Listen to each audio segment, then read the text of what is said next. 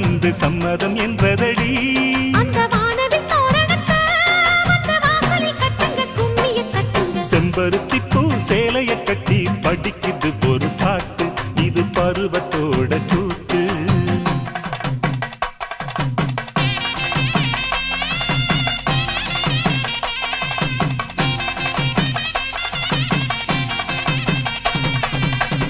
Mangalya Lakshmi மமகட்ட Sri